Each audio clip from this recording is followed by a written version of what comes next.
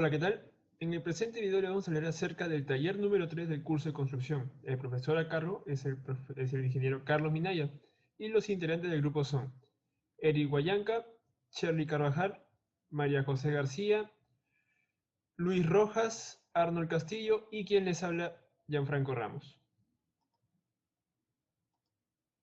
El primer tema que vamos a tocar es la albañilería confinada, en donde también se usan los muros portantes. Introducción. Este método constructivo es el más común cuando se trata de construir una vivienda.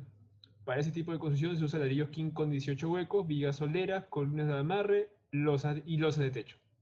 Según la norma técnica peruana, solo se permite como máximo 4 pisos construidos con albañilería confinada. Una breve historia. Los romanos hicieron los primeros arcos a gran escala usando la albañilería, construyendo domos en sus basílicas, baños, palacios y acueductos. Un ejemplo de las construcciones romanas es la Basílica de San Pedro, que se ubica en Roma. También las civilizaciones medievales, en especial el Imperio Islámico, llevaron la bóveda de mampostería a un plano de desarrollo mucho más elevado y sofisticado. Estos artesanos de este imperio construyeron para esos magníficos mercados y mezquitas de ladrillo, incorporando azulejos de arcilla vidriados. Un ejemplo de esas construcciones es la mezquita Nur Astana de Kazajstán. Y por último, durante la Revolución Industrial en Europa y América del Norte, se desarrollaron máquinas para extraer y trabajar la piedra, moldear ladrillos y ayudar en el transporte de estos materiales pesados a la obra. La albañilería cobró especial importancia a partir de la Revolución Industrial por la producción en serie del concreto, los materiales de construcción tradicionales y la construcción masiva de viviendas. A continuación les vamos a hablar acerca de dos definiciones importantes para este tema. La primera es la albañilería confinada, que es una técnica constructiva que se usa para edificar viviendas de 4 pisos como máximo y es la más popular en las zonas urbanas de nuestro país. Este tipo de construcción lleva ladrillos de arcilla cocida, columnas de amarre, vigas soleras, losas de techo, etc. Otra definición importante es la definición de muros portantes. ¿Qué son los muros portantes? Son los muros que reciben el peso de la estructura o el muro donde se apoya la vigueta de concreto y este peso lo transmite al sobrecimiento. Se reconoce porque está perpendicular a las viguetas y se construyen con ladrillos King Kong de 18 huecos. Es usado en el sistema constructivo de la albañilería confinada. Después vamos a hablar acerca de los componentes de la albañilería confinada, que son 4: ladrillo, acero, mortero y concreto. El primero se usa para construir los muros portantes. Es un ladrillo king con 18 huecos. Y un error común a la hora de construir las viviendas, para construir los muros portantes, es que se usa el ladrillo pandereta. Y este no es el adecuado para construir los muros portantes. El segundo componente es el acero. Este componente está presente en el refuerzo vertical, estribo y los sunchos. El acero en las columnas entran cuando se fisura el concreto de este elemento estructural. El siguiente componente es el mortero, que sirve para unir ladrillo con ladrillo y para corregir las irregularidades que se presentan en ladrillos defectuosos. Y por último tenemos el componente de concreto, que debe ser de buena calidad. Y la calidad depende de la osificación, producción, transporte, colocación, compactación y el curado. A continuación les voy a hablar acerca de las propiedades de la albañilería confinada, que son dos las más resaltantes.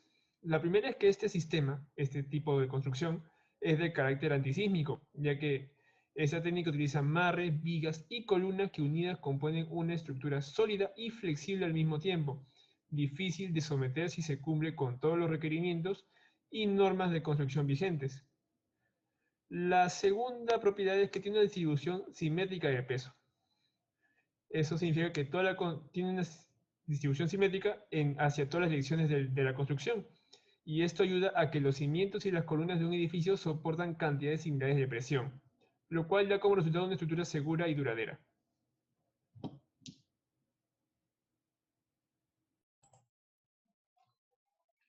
Buenas, profesor. Yo soy Patrick de Rojas y les voy a hablar sobre los tipos de asentado para la albañilería confinada. Tenemos tres tipos de acuerdo a la colocación del lado del ladrillo. Estos son asentado de cabeza. El asentado de cabeza usamos, en este tipo de asentado usamos todo el ancho del ladrillo. y se usa mayormente en la construcción de muros portantes, como se ve en la imagen. El asentado de soga. En el asentado de soga usamos los ladrillos colocados en una misma dirección, y su uso aplica mayormente para la construcción de muros de tabiquería. Por último, tenemos el asentado de tipo canto. En este tipo de asentado usamos el largo de ladrillo, y su uso constructivo es para los muros de las duchas, alféizares o muros de balcón, por lo que son llamados muros de tabiquería de baja altura, ya que son pequeños. Ahora también les hablaré sobre el proceso constructivo. El proceso constructivo, en primer lugar, tendremos que limpiar la superficie del oscurecimiento, luego humedecer esta misma superficie para que el terreno quede limpio. En segundo paso, tenemos que colocar los ladrillos, armando una primera hilada, solamente como un ensayo. Luego retiraremos estos ladrillos y verteremos el concreto, nuestro mortero, que debe ser de hasta una altura de máximo de 2.5 centímetros, para que luego al colocar el ladrillo ya y presionarlo, nuestras juntas, tanto verticales como horizontales, queden de 1.0 centímetros como máximo. Y así continuaremos hasta finalizar la pared. Algunos datos importantes que debo agregar de esto son que si usamos una conexión dentada, la longitud saliente no debe ser más de 5 centímetros, como se muestra en la imagen. También, si usamos una conexión al ras, debemos adicionar chicotes, los cuales deben ingresar 50 centímetros en la hilera y 12.5 centímetros en el interior de la columna. Además, debemos de fijarnos que nuestras juntas sean de 1.5 centímetros de espesor como máximo, ya que esto podría debilitar la pared. También la resistencia máxima de nuestro concreto debe ser mínimo, la resistencia a la compresión, vale aclarar, debe ser mínimo de 175 kilogramos por centímetro cuadrado, ya que la construcción de estos muros se basa mayormente, o sea, la resistencia se basa mayormente en el muro, más no en las columnas. Muchas gracias. Bueno, ahora les voy a hablar sobre el sistema porticado. Son estructuras de concreto armado con la misma dosificación de columnas, vigas peraltadas o vigas chatas, unidas en zonas de confinamiento donde forman un ángulo de 90 grados en el fondo, parte superior y lados laterales. Es el sistema de los edificios porticados quienes soportan las cargas muertas y las ondas sísmicas. Esto sucede por estar unidas, como su nombre lo indica, y generalmente la estructura está compuesta de columnas, losas y muros de ladrillo. Las características es que es un sistema de construcción el más utilizado en nuestro país y el más antiguo, cabe resaltar, base a su éxito en la solidez, la nobleza y la durabilidad.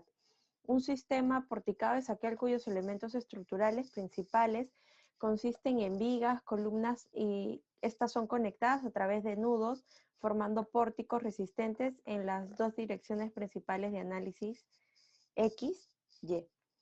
Una de las ventajas de este sistema porticado es que permite ejecutar todas las modificaciones que quieran al interior de la vivienda, ya que en los muros, al no soportar peso, tienen la posibilidad de moverse. Otra de las ventajas es que al momento de construir dichos muros, este material aísla el ruido de un espacio a otro. También cuenta con desventajas. Este tipo de construcción es húmeda, pesada y por consiguiente es la más cara. Obliga a realizar una marcha y una contramarcha en los trabajos. Ejemplo, se construye la pared y luego se pica parte del muro para hacer las regatas y las tuberías. También tenemos los muros de tabiquería. Un muro de tabiquería no es estructural, permite separar y dividir recintos, siendo generalmente un elemento fijo y opaco que puede ser instalado en cualquier parte del interior de la vivienda siempre y cuando no le aporte una sobrecarga a la estructura. Este dispositivo debe cumplir con un cierto aislamiento térmico acústico y con una resistencia mecánica mínima, permitiendo la fijación de objetos y la inclusión de instalaciones técnicas sin disminuir su resistencia.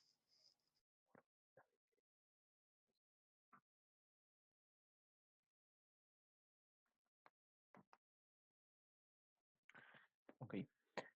A continuación yo les voy a explicar el proceso constructivo de muros de tabiquería. Los tabiques deben saturarse de agua, ya que por su inmersión o por su humedecimiento constante, a fin de que el tabique fabricado en bloques de 6 por 12 por 24 centímetros con arcilla moldeada y hornada, unidos con una mezcla de mortero, cemento y arena, en proporciones desde 1 en 3 hasta 1 en 4. Esto es para evitar la pérdida de humedad de la mezcla. Eh, la misma práctica se aplicará en el desplante. Por otro lado, los tabiques se deben colocar en forma horizontal y por hiladas, ya que esto forma un cuatrapeo en las piezas. En las esquinas o uniones de los muros, donde no se especifique la colocación de castillos, las hiladas deben colocarse en forma cruzada a fin de garantizar el amarre entre los tramos del muro. Por otro lado, las formas de colocación de ladrillos pueden ser en aparejo o en sogas. Eh, ¿Esto qué quiere decir? Que mediante su traba es mejor que el muro a tizones, ya que ésta sea puesta en obra, es más complicada y requiere mano de obra más experimentada. Una de las conclusiones que nosotros hemos determinado para este trabajo eh, viene a ser que se concluye que en los muros que no soportan el peso de la estructura se utilizan solamente para separar los ambientes. Además, los muros de este tipo deben rigidarse mediante la construcción de elementos verticales y horizontales de concreto, reforzado a cierta distancia y a cierta altura. Esto está definido en un proyecto estructural del muro. Por otro lado, desde el desplante del muro hasta donde va a terminar, o sea, su terminación, debe revisarse que se construya de manera vertical y que las hiladas sean sumamente horizontales. Por otro lado, las juntas verticales se colocarán a plomo y las juntas horizontales a nivel, así como lo podemos observar en la imagen de la parte inferior. Nosotros como estudiantes de Ingeniería Civil hemos decidido dar las siguientes recomendaciones. Previo a su colocación, los tabiques deben saturarse de agua, ya que sea por su inmersión o por su humedecimiento constante, así como lo hemos explicado anteriormente. Por otro lado, otra recomendación que se considera importante es que la esquina o unión de los muros, donde no se especifique la colocación de castillos, las hiladas deben de colocarse de forma horizontal. Eh, Algunos reglamentos de construcción limitan la altura de los muros de este tipo, aproximadamente un máximo de 2 metros, a menos que se implemente la construcción de amarres verticales y adyacentes. Eh, Además, se debe evitar el máximo la formación de ranuras horizontales en la colocación de tuberías. Ahora les voy a hablar sobre los muros armados King Block. De acuerdo a la norma E070, los muros de albañilería armada también se les denomina muros armados. Los muros King Block son grandes, hechas de concreto, son muy resistentes y duraderos, especialmente construido para almacenes de grandes dimensiones. El King Block tiene una variedad de tamaño y de utilidad. La selección del tamaño va a depender de algunos factores como la altura del muro y el uso que va a tener en el recinto, ¿no? ¿Cuáles son las ventajas de los muros armados King Block a diferencia de los tradicionales? Bueno, tiene menor consumo de mortero de asentado, mayor velocidad de construcción a diferencia del ladrillo tradicional, fácil instalación, medidas uniformes y de gran resistencia. El principal material que va a intervenir en este proceso constructivo es el bloque de concreto King Block. Como podemos observar en la imagen, tenemos tres tipos: entero, viga y medio. El bloque entero, de dimensión nominal completa y de uso general. El bloque viga, el de medio, es de dimensión nominal completa con aletas precortadas para la ubicación de acero horizontal.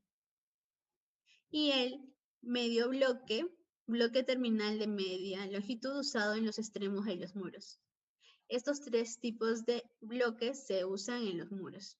El mortero para el asentado tiene las siguientes dosificaciones. De acuerdo a la norma E70 y con la norma técnica peruana 399.610, la proporción recomendada es cemento arena 1:4,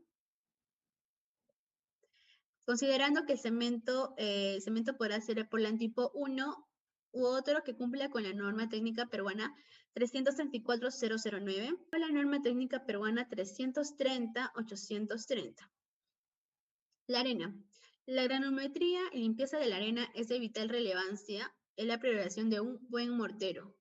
Esta deberá cumplir con lo indicado en el artículo 6.2b de la norma E070 y con la norma técnica peruana 399.607. Procesos constructivos. La planitud del muro consiste en fijar la regla de metal en ambos extremos del muro, haciendo coincidir sus bordes con la línea de trazo de tabique a levantar y para precisar su verticalidad con el nivel de mano o plomada. Luego sigue el emplantillado. Los bloques deben ser insertados verticalmente en el acero de refuerzo vertical a través de sus alvéolos.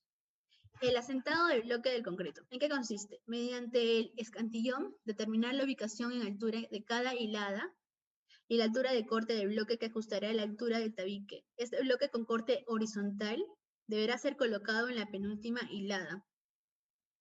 Se recomienda usar el espesor de junta horizontal y vertical entre 10 milímetros con tolerancia de entre 9 y 12 milímetros, como podemos observar en la tercera imagen, de tal manera que se mantenga la modulación de los refuerzos verticales y horizontal, casi siempre en múltiplo de 20 centímetros. Tenemos aquí la fijación de refuerzo vertical. Tenemos aquí el muro y tenemos una junta horizontal con tenopor de media pulgada entre lo que es la viga y el muro. En la penúltima hilada, bloque de ajuste, que es la parte plomo más oscuro. Y bueno, la columna, las juntas verticales de tenopor, como acabo de mencionar, de media pulgada entre el muro y la columna. El relleno de alvéolos con concreto líquido. Bueno, a fin de obtener la condición integral de tabique, los alvéolos que alojan el refuerzo de acero vertical deben ser rellenados con concreto líquido, un slam de 8 pulgadas a 10 pulgadas. El relleno de concreto líquido en las zonas de refuerzo vertical se ejecuta de manera previa a la colocación de cada refuerzo horizontal. Es decir, se puede ir llenando los alvéolos verticales conforme se levante el muro. Debe efectuarse la comparación del concreto líquido mediante el orillado para eliminar el aire atrapado y conseguir el concreto relleno de los alvéolos. El acero de refuerzo horizontal, como podemos ver en esta imagen, en las hiladas donde está previsto el refuerzo horizontal debe usarse el bloque viga. Como al principio les mencioné, existen tres tipos de bloque. Bueno, aquí se utiliza el de tipo viga. Conclusiones. Bueno, vamos a ver aquí dos imágenes aplicativos del muro de King Block en Chilca y los muros de King Block en Huacho. Como les mencioné al inicio, usualmente es para estructuras grandes. Concluimos que la tabiquería de albañilería armada, construida con bloques de concreto, satisfacen todas las necesidades de privacidad, aislamiento térmico, aislamiento acústico y seguridad. Los muros con bloques de concreto, King Block, es una solución a la demanda de un proceso rápido y económico. La ejecución de superficies de acabado de muros tiene un costo bajo. Se concluye que hay una reducción de procesos frente a la albañilería convencional, ya como hemos mencionado inicialmente. Al igual que la albañilería convencional, si el proceso constructivo de la albañilería armada se da incorrectamente, sufrirá patologías. Debido a ello, vamos a dar algunas recomendaciones. Bueno, se recomienda de una adecuada colocación de bloques en mortero, para evitar pérdida de succión por retardado en asentado de bloques. En la primera imagen podemos ver fisuramiento en ubicación de tuberías. Por eso se le recomienda colocar suficiente recubrimiento para evitar fisuramiento en ubicación de tuberías. Está así. De forma escalonada. Interfaz mortero-bloque. Para evitar esto, se debe colocar el acero de forma horizontal cada 2 hiladas en canal provisto en bloque viga y rellenar con concreto líquido de acuerdo a diseño. Continuando con la exposición, ahora desarrollaremos el sistema constructivo Menude. Este sistema constructivo es un sistema innovador que fue licenciado por la empresa del mismo nombre en el país de Italia. Básicamente está conformado por un conjunto de paneles estructurales de poliestireno que están cubiertas en sus ambas caras por una malla de acero galvanizado y que están unidas a través de este panel estructural de poliestireno. En primer lugar, desarrollaremos los materiales y los componentes de este sistema. Tenemos el poliestireno, que es el elemento principal o el elemento base de este sistema constructivo. Tenemos el revoque, que es la capa con la que se cubre las mallas de acero, y esta tiene un espesor de 20 milímetros. Por otro lado, también tenemos el concreto, que también cumple la función de revoque, y básicamente tiene que llegar a tener una resistencia a la compresión de 240 kilogramos por centímetros cuadrados, y además una relación de 1, 2.5, 2.5. Por último, también tenemos el acero de refuerzo, que básicamente es la malla electrosoldada, que está compuesta por alambres lisos de acero galvanizado. También, según la tipología del sistema Menude, en primer lugar tenemos el panel de doble paramuro estructural, que básicamente es la unión de dos paneles y que en la parte media, que es entre ellas, permite el acceso de concreto, y de esta manera se llega a alturas mayormente más altas y ya que resiste más. Por otro lado, también tenemos el panel para muro estructural, que básicamente nos limita a construir edificaciones de 4 a 6 pisos, pero también se puede construir en zonas sísmicas. Por otro lado, también tenemos el panel para losas estructurales, que básicamente son utilizados para la realización de losas y cubiertas de edificios. También tenemos el panel para escaleras, que básicamente tiene la forma de una escalera, y en la parte inferior tiene refuerzo de acero para que ésta tenga resistencia. Por otro lado, tenemos el panel de descanso, que básicamente cumple la función de sujeto de mallas de acero, en este caso como para cimientos. También tenemos las mallas de refuerzo y tenemos 3 tipos: las mallas angular MRA, las mallas planas MRP y las mallas UMRUP. Por otro lado, tenemos las ventajas de este sistema, que básicamente reconocemos que los paneles son fácilmente de transportar y solo se usa una sola persona. La predisposición de las instalaciones son fáciles, los paneles son ligeros y al mismo tiempo son suficientemente rígidos. Los paneles cuentan con un aislamiento acústico, es apto para ser utilizado con otros sistemas tradicionales y además que son dimensionados según la demanda. Por otro lado, también reconocemos el uso de los paneles que se dan en casas, ampliaciones de edificios, tabiquería, muros, cúpulas esféricas, losas, muros de contención, escaleras y otros. En el Perú tenemos 2 distribuidores, que son el Panecos y el M2. Por otra parte, tenemos consideraciones específicas de los materiales. En primer lugar, que el concreto debe llegar a tener 210 kilogramos por centímetro cuadrado, y el acero debe llegar a tener un esfuerzo de fluencia de 2.800 kilogramos por centímetro cuadrado. También contamos con el proceso constructivo. En primer lugar, se trazan el eje estructural. Y tenemos 2 métodos para el montaje y el armado. En primer lugar, el método A, que consiste básicamente en construir o unir los paneles in situ en la obra, parte por parte, y que se unan a través de mallas de acero, o también de alguna manera más didáctica. Por otra parte, tenemos el método B, que consiste básicamente en construir o unir antes de la aplicación en la obra los paneles, y como segunda parte tenemos que se hace el diseño de puertas por medio de cortes y se les da forma. Por otro lado, tenemos conclusiones y recomendaciones. En primer lugar, se concluye que este sistema es un sistema eficiente a la hora de transportar, de ser útiles, fáciles, no necesitan trabajo de albañilería, son ligeros y al mismo tiempo lo suficientemente rígidos. Y también como recomendaciones tenemos que no se recomienda mano especialidad para la aplicación de este sistema, ya que es una aplicación muy simple. Muchas gracias, eso sería todo.